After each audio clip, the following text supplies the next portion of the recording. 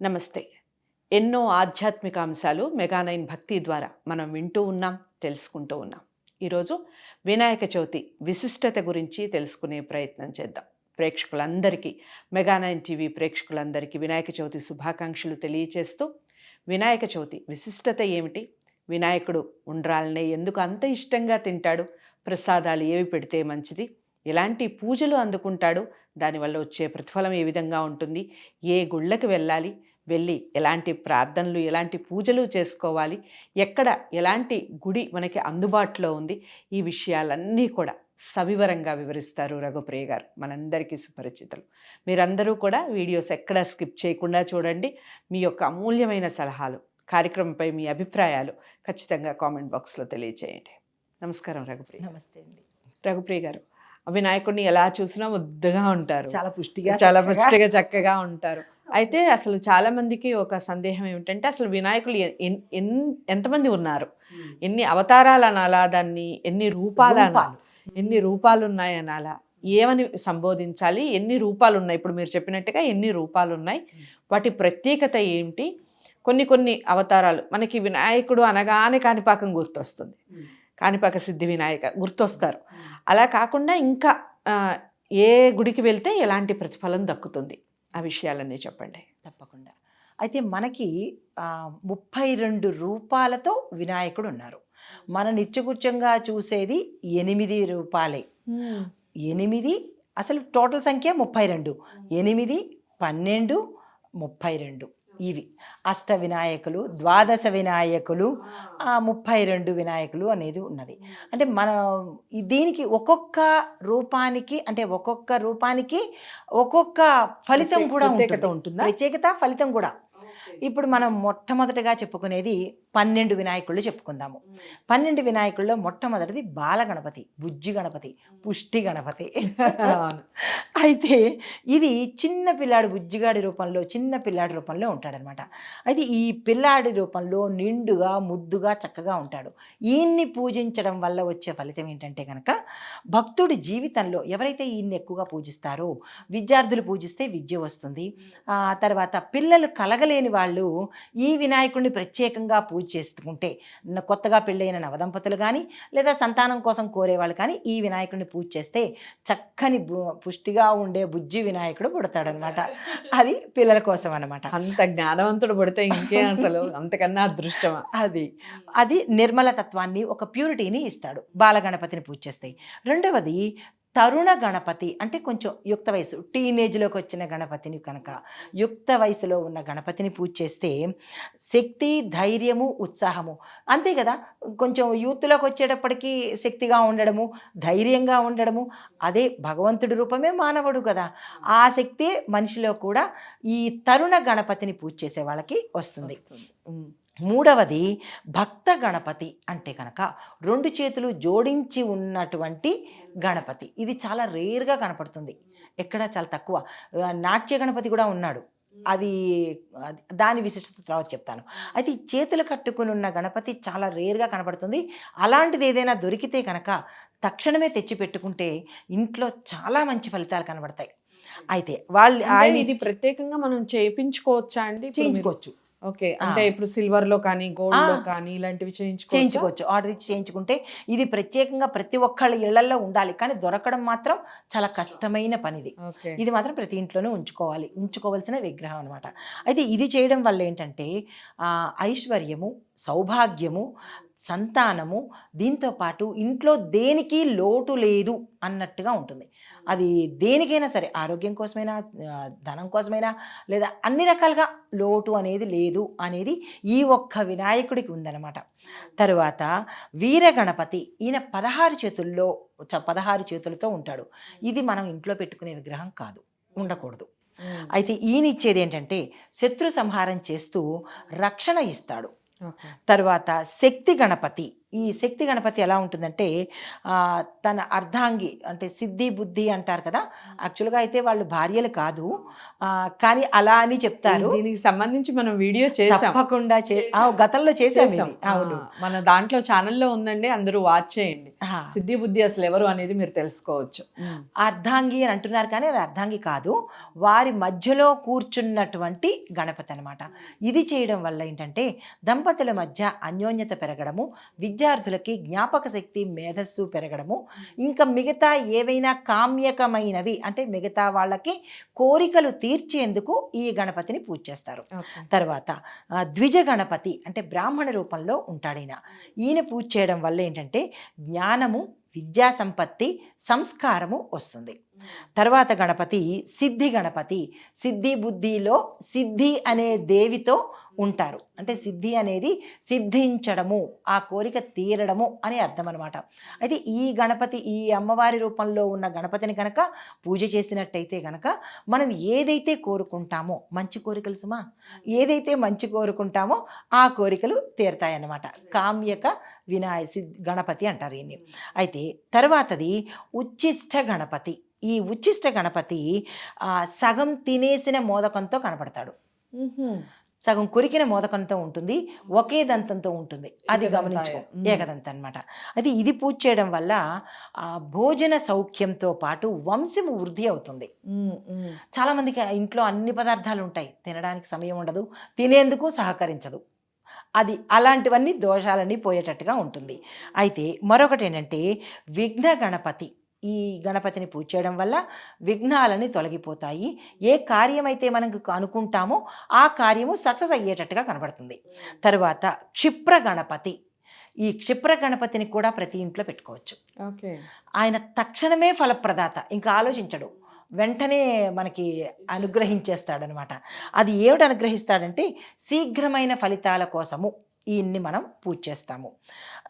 కొంతమంది ఇంట్లో పెట్టుకోవడానికి అవకాశం లేనప్పుడు ప్రత్యేకంగా క్షిప్ర గణపతిని కనుక పూజించినట్టయితే సంకల్పం చెప్పుకొని విఘ్నాలు లేకుండా పూర్తయిపోతాయి. తర్వాత హరిద్రా గణపతి. పసుపుతో మనం తయారు చేసుకుంటాం కదా ప్రతి పూజకు, అది హరిద్రా గణపతి. ఈయన్ని పూజ చేయడం వల్ల ఏమిటొస్తుందంటే ఆరోగ్యము, సంపద, ఐశ్వర్యము వస్తుంది. తర్వాత 12వది మహాగణపతి. ఈ మహాగణపతి సర్వాభరణ భూషితుడై సర్వ ఆయుధాలతో సంపూర్ణంగా ఉచ్చ స్థితిలో ఉన్నట్టుగా, అంటే పరిపూర్ణమైన ఆకారంతో, కొంచెం పెద్ద ఆకారంతో ఉన్నటువంటి గణపతి, 16 చేతులతోనూ తర్వాత ఆయుధాలతోనూ సంపూర్ణంగా ఉండే మహాగణపతిని కనుక పూజ చేసినట్టయితే సర్వ ఐశ్వర్యాలతో పాటు ఎవరైతే అనుష్ఠాన ప్రక్రియతో చేస్తున్నారో వాళ్ళకి కొంత పవర్స్ కూడా వచ్చే అవకాశం ఉంటుంది. కానీ ఈ మహాగణపతిని పూజ చేసేటప్పుడు చాలా శ్రద్ధగా నియమ నిబంధనలతో చెయ్యాలి. ఎక్కడ పడితే అక్కడ చెయ్యకూడదు, ఎలా పడితే అలా చేయకూడదు.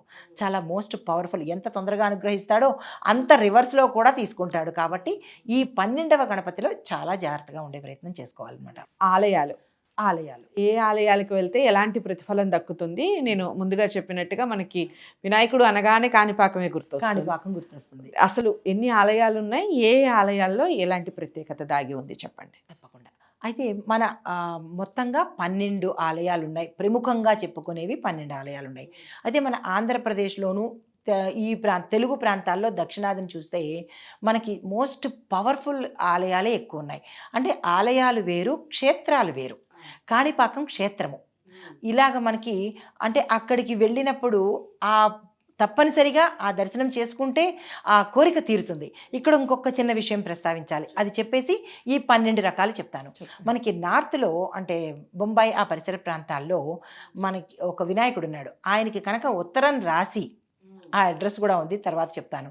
అక్కడ ఆ ఆలయానికి మన కోరిక చెప్పుకొని ఉత్తరం రాసి అక్కడ కనుక బట్వాడా చేస్తే ఆ కోరిక తీరుతుందంట.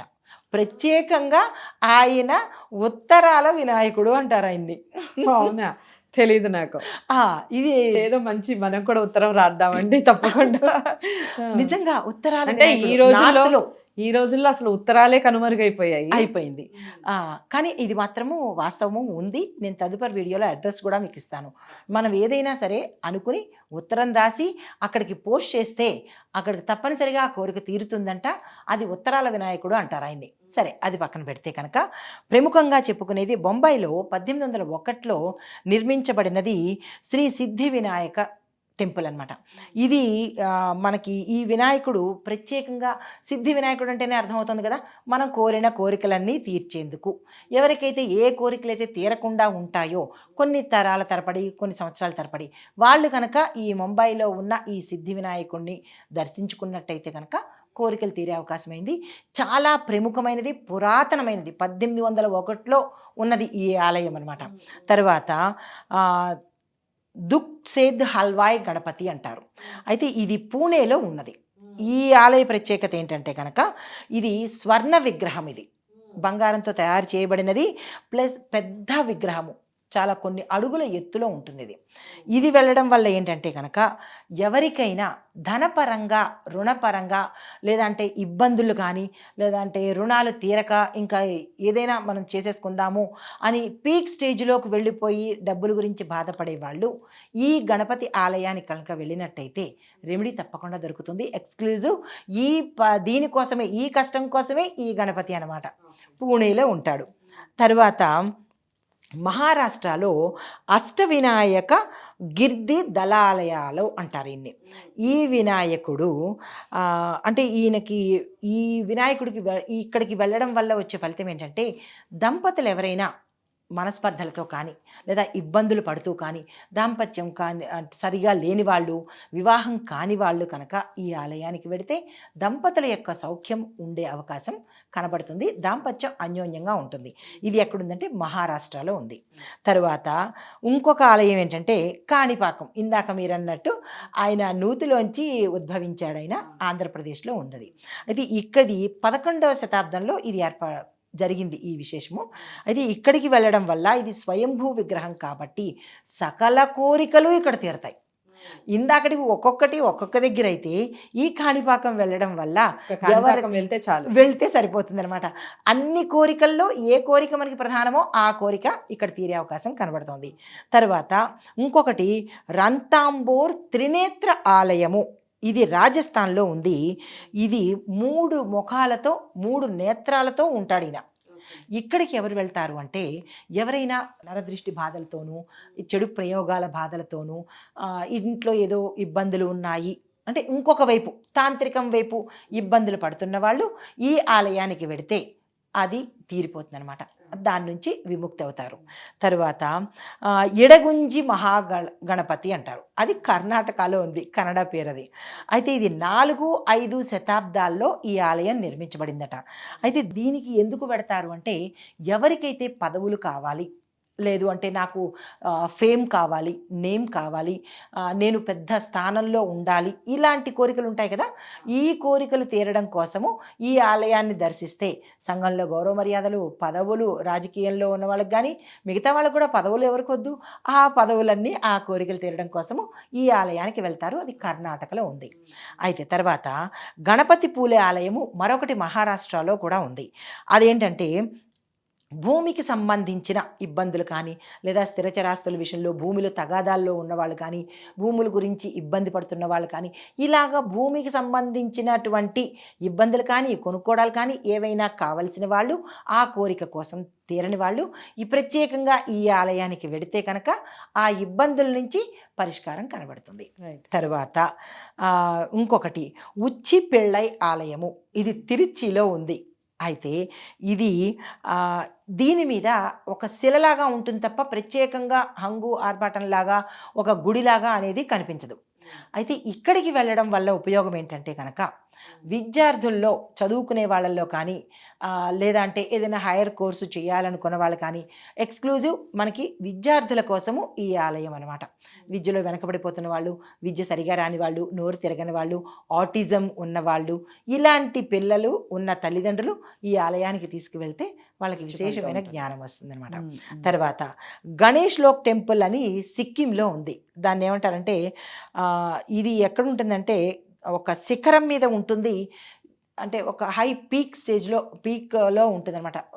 ఎత్తుగా ఉండి అంటే భక్తులకి అనువు కానటువంటి వెళ్ళడానికి వీల్లేనటువంటిగా కొంచెం ఇబ్బందికరమైన వాతావరణంలోనే ఉంటుంది. ఇక్కడికి కష్టపడి వెళ్ళినట్టయితే కనుక ఏ కోరికలు తీరుతాయి అంటే కనుక మనకి ఏదైనా తీరని కోరికలు అంటే కొన్ని సంవత్సరాల నుంచి అది ఏదైనా కావచ్చు.